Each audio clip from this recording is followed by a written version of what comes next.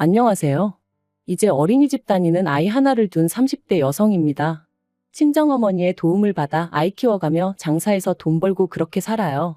결혼 전에는 애는 엄마가 키우는 게 맞다고, 왜 친정어머니고 시어머니고 힘들게 하는지 모르겠다 생각했었는데, 살아보니까 그게 그렇게 마음먹은 대로 안 되네요. 그러니까 사람이 겪어보기 전에 함부로 말을 하는 게 아닌가 봐요. 아무튼 평소라면 씻고 자기 바쁠 시간인데, 오늘은 낮에 커피를 많이 마셔서 그런지 잠도 안 오고, 그래서 제 이야기를 좀 해볼까 합니다. 솔직히 자랑할 만한 이야기도 아니다 보니 어디 가서 말해본 적이 없는데 오늘은 왠지 하고 싶기도 하고요. 남편하고는 제 나이 딱 30이 되었을 때 친구의 소개로 만났어요.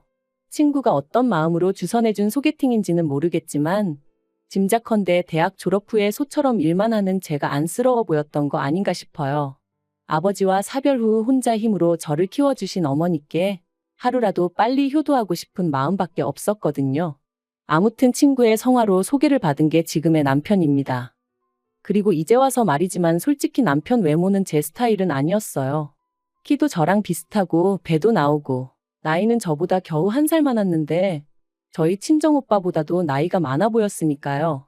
그래서 처음엔 친구가 나를 뭘로 보고 이런 남자를 소개시켜줬나 싶었을 만큼 기분이 별로였어요. 하지만 대화를 좀 나눠보니까 그래도 사람이 진지하면서도 위트도 있고 무엇보다 자신만만하더라고요. 자기가 서울에 자기 아파트도 하나 있고 대기업은 아니지만 정년보장이 되는 거나 마찬가지인 직장도 다니고 있다면서, 그리고 저더러 속물이라는 사람들도 분명 있겠지만 그런 이야기를 듣고 있으니 사람이 좀 달리 보이는 거예요. 외모가 밥 먹여주나 뭐 그런 생각도 들고, 그래서 남편이 한 번 더 만나보자는데 그러자 했어요. 그리고 그런 만남이 몇 차례 더 이어지는 동안 남편은 늘 저를 데리러 오고 데려다 주었습니다. 따지고 보면 먼 거리도 아니었는데 그렇게 해야 자기 마음이 편하다면서 말이죠. 그래서 남편이 정식으로 사귀고 싶다고 했을 때도 왠지 미안한 마음도 들고 그래서 제대로 싫다 소리를 못했네요. 한마디로 어영부영 사귀게 된 거죠. 그리고 정신 차려보니까 결혼까지 약속한 상황이었고요. 변명 같고 한심하게 들리겠지만 지금도 그때를 생각하면 꼭 뭐에 홀렸던 것 같다니까요. 상견례가 있기 전에 시댁에 인사를 드리러 갔을 때 처음으로 어머님 아버님과 저랑 동갑이라는 남편과는 연년생인 신우까지 만났습니다. 어머님 아버님은 평범하신 분들이셨어요. 오느라 고생했다 그런 따뜻한 한마디는 없었지만 그렇다고 딱히 저를 박하게 대하신 것도 없었거든요. 다만 친정어머니랑 단둘이 산다는 것에 대해서 경제적으로 어려움은 없는지 물어보셨는데 그다지 신경 쓰이는 질문은 아니었네요. 사실 편모 가정이라고 하면 지레 힘들게 살았을 거라 생각하는 사람들을 살면서 너무나 자주 봐왔거든요. 그리고 다행히 저희 모녀는 경제적으로 큰 고생은 하지 않았습니다. 어머니가 가게를 운영하셨는데 제법 매출이 나오기도 했었고, 거기다 돌아가신 아버지의 부모님, 그러니까 저에겐 친가 쪽 할머니 할아버지께서 도움을 많이 주셨거든요. 다만 이 도움을 받는 과정에 있어서 작은아버지와 고모가 어머니를 감정적으로 힘들게 하는 일이 많았죠. 그래서 제가 악착같이 돈을 벌어 더는 어머니께서 조부모님께 기대지 않으셔도 되게 해드리고 싶었던 거고요. 그리고 시부모님 이야기가 나왔으니 신우 이야기도 조금 해보자면, 앞서 말씀드린 대로 저와 동갑인 신우는 남편과는 아주 다른 사람이었습니다. 늘씬하고 키도 큰 데다가 눈도 왕방울만해서는 솔직히 같은 여자가 봐도 예쁘다는 생각이 절로 드는 사람이었어요. 하지만 어째서인지 딱히 하는 일은 없다고 했고, 시부모님은 인물이 되니까 괜찮다며 웃으시더라고요. 그래서 저도 그냥 같이 적당히 웃어넘기긴 했지만 솔직히 말하면 부럽기도 하고 한편으론 황당하기도 했네요.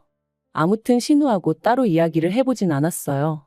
점심 식사 내내 새침하게 앉아있다가 커피 한잔 하는 타임엔 약속이 있다며 나가버렸으니까요. 상견례 자리도 모난 구석 없이 무난하게 이뤄졌습니다. 다만 남편이 아파트가 있었던 만큼 시부모님, 특히나 어머님의 어깨가 어찌나 으쓱하시던지 자기 아들 수준에 맞춰 걸맞는 혼수를 해왔으면 좋겠단 소리를 대놓고 몇 번이나 말씀하시더라고요. 게다가 저나 친정어머니 입장에선 처음부터 빈손으로 갈 생각도 없었는데 어머님이 요새 여자들은 개념이 어떻고 해대시니 솔직히 듣기가 좀 거북했어요. 하지만 그래도 좋은 일로 만난 날이었던 만큼 친정어머니께서 걱정 말라며 어머님을 맞춰드렸고, 그렇게 어머님은 저희에게 리스트랄지 견적서랄지 그런 종이 한 장을 건네셨습니다. 그런데 집에 와서 친정어머니랑 같이 살펴보니 그 중에는 무려 3천만 원 가까이 되는 소파도 있었어요. 아무리 남편이 집을 해오는 상황이긴 했지만 20평이 채 되지 않는 아파트였는데 그 안에 3천만 원짜리 6인용 소파라니 가당치도 않다 싶었습니다.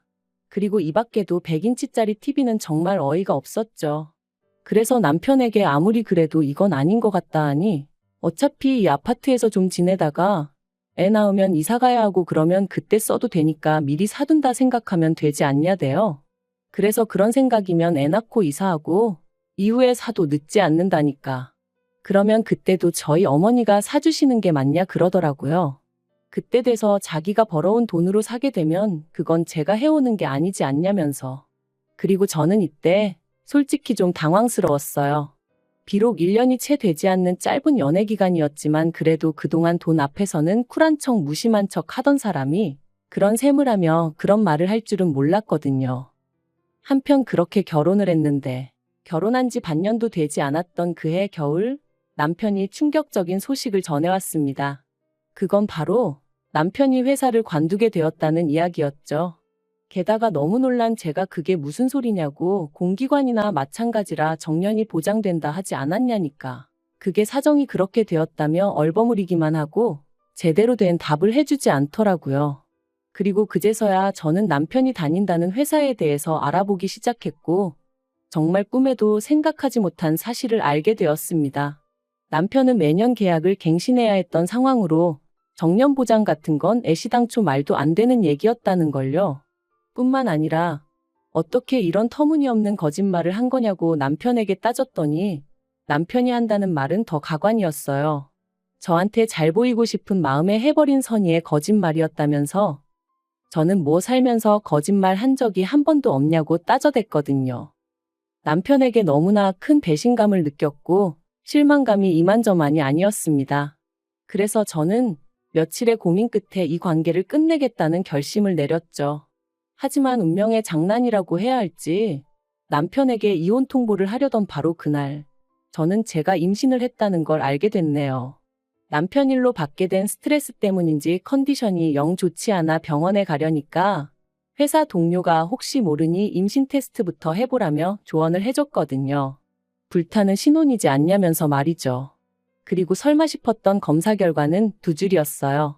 솔직히 지금도 아이에게 미안한 말이지만 그때 임신 소식을 확인하곤 기쁨보다는 당혹스러움이 컸습니다. 이혼을 결심한 마당에 아이라니 말 그대로 눈앞이 깜깜해진 기분이었죠. 결국 아이도 있고 남편도 남편대로 뒤늦게나마 미안하다 해오면서 이혼 이야기는 흐지부지 되었어요. 그리고 이후로는 출산 직전까지 일하고 첫돌까지 제 손으로 직접 아이를 키웠습니다. 그런데 육아휴직 끝나고 회사에 복귀했더니 제 자리는 이미 다른 사람이 차지하고 있었고 저는 터무니없는 곳으로 발령이 나대요. 너무 황당해서 이게 어떻게 된 일이냐고 나한테 왜 이러냐며 대표를 찾아가 따져도 봤지만 소용이 없었고요.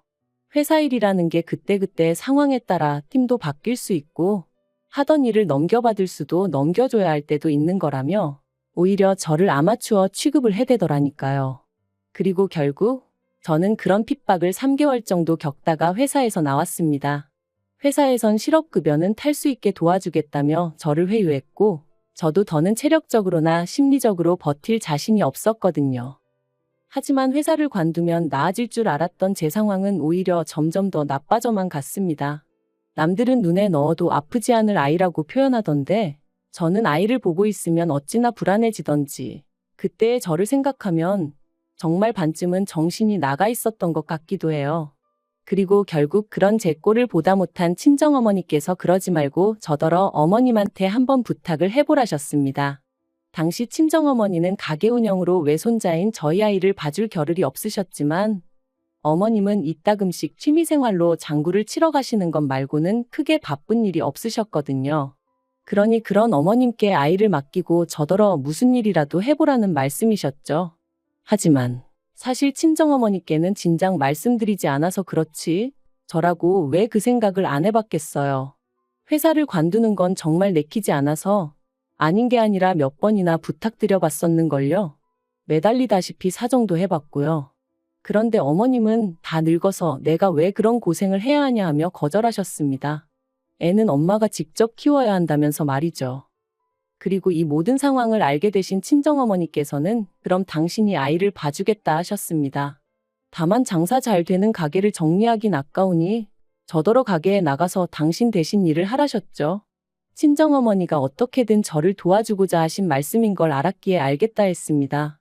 그런데 그때는 이 결정이 제 인생에 두고두고 영향을 끼치게 될 줄은 정말 몰랐네요. 얼떨결에 도맡게 된 가게 일은 생각보다 제 적성에 잘 맞았고 저는 회사 생활에서는 느끼지 못했던 자유와 성취감을 느낄 수 있었어요. 그리고 1년 정도 지났을 땐 친정어머니가 저에게 전적으로 맡겨주셨기 때문에 여러 가지 시스템을 도입해 볼 수 있었고 그러면서 수익은 더 좋아졌죠. 그러자 아이를 친정에 맡기고 겉으로 돈다며 못마땅해 하던 어머님도 더는 싫은 소리를 하지 않으셨습니다. 그도 그럴 것이 그렇게 번 돈으로 어머님한테도 잘해드렸거든요. 솔직히 아이 봐달라는 부탁을 매몰차게 거절하셨던 걸 생각하면 그러고 싶은 마음이 싹 사라지기도 여러 번이었지만 어쨌든 결과적으론 일이 잘 풀렸으니 과거는 묻어두려는 마음이었어요. 그리고 그렇게 가게를 운영한 지 3년째 되던 해 저는 정식으로 친정어머니에게서 가게를 인수하기로 마음을 먹었습니다. 친정어머니에게는 평생 일구신 자산이나 다름이 없었고 그걸 제가 시쳇말로 날로 받고 싶지는 않았거든요. 그래서 최대한 시세에 가깝게 값을 치르겠다는 생각에 남편에게 대출 이야기를 꺼냈는데 남편이 정말 심하다 싶을 정도로 짜증을 내면서 무조건 안 된다고 하는 거예요. 기다리다 보면 어차피 저희 어머니 돌아가실 거고 그러면 자연히 제 거 될 건데 그걸 무슨 돈을 치르냐 하면서 말이죠. 그리고 그 말에 마음이 팍 상해버린 제가 무슨 말을 그렇게 하냐고 따지니 남편이 또다시 목소리를 높이며 아파트 담보로 대출받아서 친정으로 자기 돈을 빼돌리려는 심산이냐 어쩌냐 하는데 정말 기도 안 차더라고요. 그리고 다짜고짜 큰 소리를 내는 남편을 보고 있으니 갑자기 남편이 회사에서 잘렸던 그날이 떠오르면서 뭔가 쎄한 기분이 들었던 거죠. 그래서 저도 지금 돌이켜보면 어쩌다 그런 생각까지 하게 된 건지 모르겠는데 등기부등본을 떼서 아파트 명의를 확인해 봤어요. 그리고 그 명의는 충격적이게도 남편이 아닌 어머님 이름으로 되어 있었습니다. 아파트를 담보로 대출도 있는 대로 받아진 상황이었고요. 저는 남편에게 등기부등본을 집어던지며 설명해보라 소리를 질렀습니다.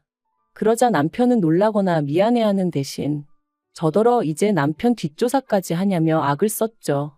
그리고 그때부터 정말 소위 진흙탕 싸움이 따로 없었습니다.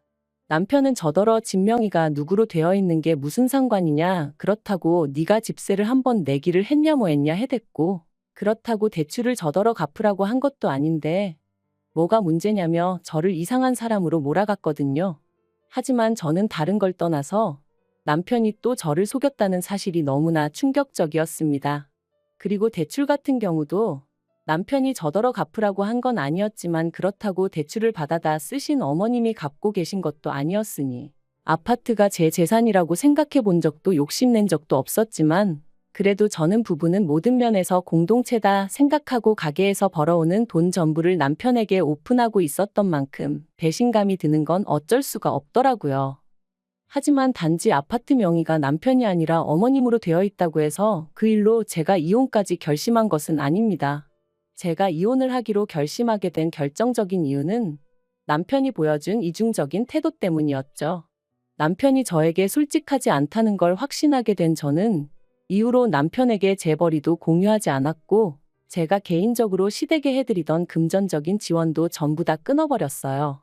특히나 아파트를 담보로 한 대출의 주체가 어머님이셨고 그 대출을 남편이 계속해서 갚아드리고 있었다는 걸 알고 나니 솔직히 어이가 없더라고요.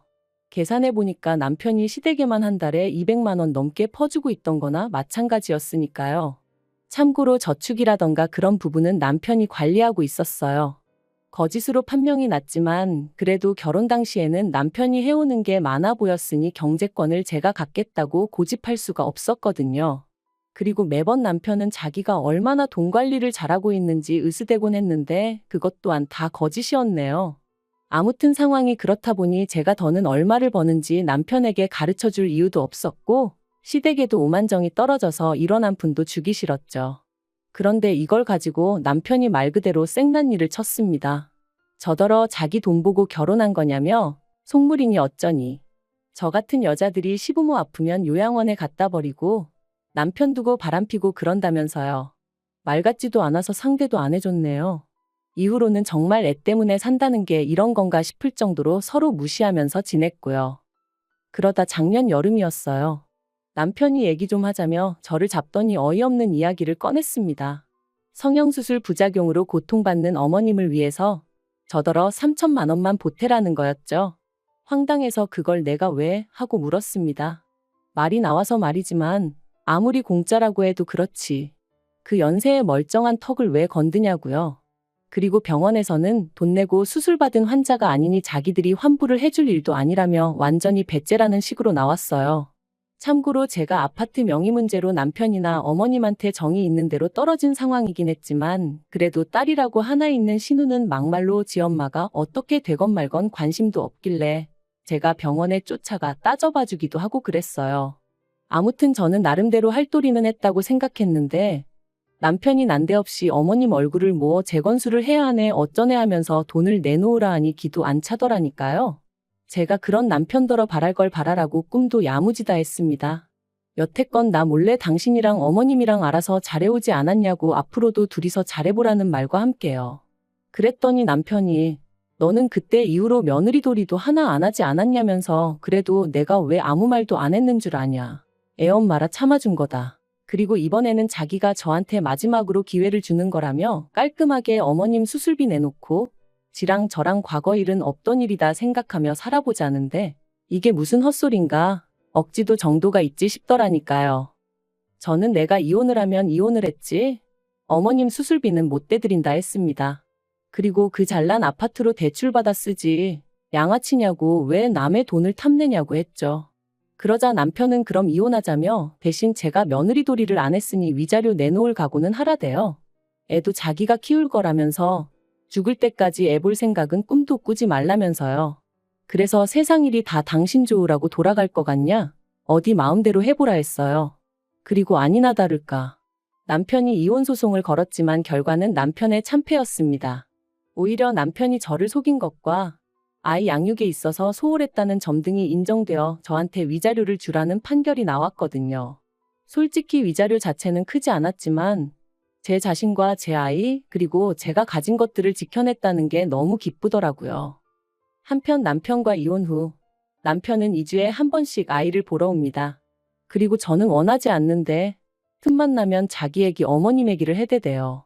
그래도 애 아빠다 보니 애 앞에서 무안을 주긴 그렇고 그래서 들어는 줬는데 일단 신우가 대출받아서 어머님 재건수술 해드렸는데 그게 잘 안 된 모양이더라고요.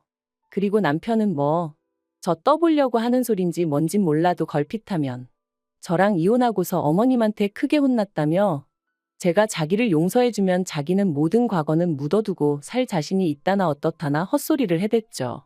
그래서 이번 주부터는 주말에 아이인계는 친정어머니한테 부탁드리고 저는 빠져 있으려고 합니다. 헛소리 들어주는 것도 하루 이틀이지. 돈이라도 내고 떠들던가. 진짜 꼴보기 싫은 사람이 쓸데없는 이야기를 계속해대니 죽을 맛이더라니까요. 아무튼 어머님 수술이 잘못됐다는데도 남편 얼굴이 수척해졌는데도 별 생각이 안 드는 거 보면 정말 이제 남보다도 못한 사이가 되었나 봐요.